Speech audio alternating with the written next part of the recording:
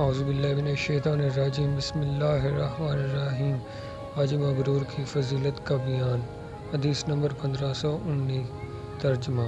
ہم سے عبدالعزیز بن عبداللہ نے بیان کیا، انہوں نے کہا کہ ہم سے ابراہیم بن سعد نے بیان کیا، انہوں نے کہا کہ ہم سے زہری نے بیان کیا، اور ان سے سعید بن مسیب نے بیان کیا، اور ان سے حضرت ابو ہریرہ رضی اللہ تعالیٰ عنہ نے کہ نبی کریم صلی اللہ علیہ وآلہ وسلم سے کسی نے پوچھا کہ کون سا کام بہتر ہے، تو آپ صلی اللہ علیہ وآلہ وسلم نے فرمایا کہ اللہ اور اس کے رسول پر ایمان لانا۔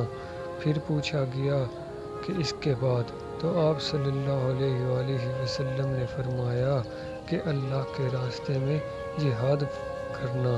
تو پھر پوچھا گیا یا رسول اللہ صلی اللہ علیہ وآلہ وسلم اس کے بعد، تو آپ صلی اللہ علیہ وآلہ وسلم نے فرمایا کہ حج مبرور۔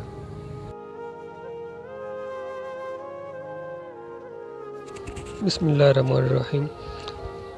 حج مبرور کی فضیلت میں ایک اور حدیث مبارکہ ہے، صحیح بخاری حدیث نمبر 1520، جس کا ترجمہ ہے کہ ہم سے عبدالرحمن بن مبارک نے بیان کیا، انہوں نے کہا کہ ہم سے خالد بن عبداللہ طوفان نے بیان کیا، انہوں نے کہا کہ ہمیں حبیب بن ابی عمرہ نے خبر دی، انہیں عائشہ بنت طلحہ نے، اور انہیں ام المومنین حضرت اماں عائشہ صدیقہ رضی اللہ تعالیٰ عنہا نے کہا، انہوں نے پوچھا کہ یا رسول اللہ صلی اللہ علیہ وآلہ وسلم، ہم دیکھتے ہیں کہ جہاد سب نیک کاموں سے بڑھ کر ہے، پھر ہم بھی کیوں نہ جہاد کریں؟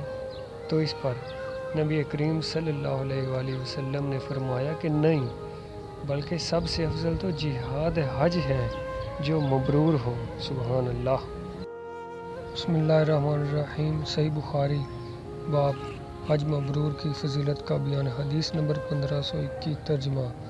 ہم سے آدم بن ابی ایاس نے بیان کیا، کہا کہ ہم سے شیبہ نے بیان کیا، کہا کہ ہم سے سیار ابو الحکم نے بیان کیا، کہا کہ ہم نے ابو حزم سے سنا، انہوں نے بیان کیا کہ میں نے حضرت ابو ہریرہ رضی اللہ تعالیٰ عنہ سے سنا، اور انہوں نے نبی کریم صلی اللہ علیہ وآلہ وسلم سے سنا کہ آپ صلی اللہ علیہ وآلہ وسلم نے فرمایا، جس شخص نے اللہ کے لیے اس شان کے ساتھ حج کیا کہ نہ کوئی فحش بات کی اور نہ کوئی گناہ، تو وہ اس دن کی طرح واپس ہوگا جیسے اس کی ماں نے اسے جنا تھا۔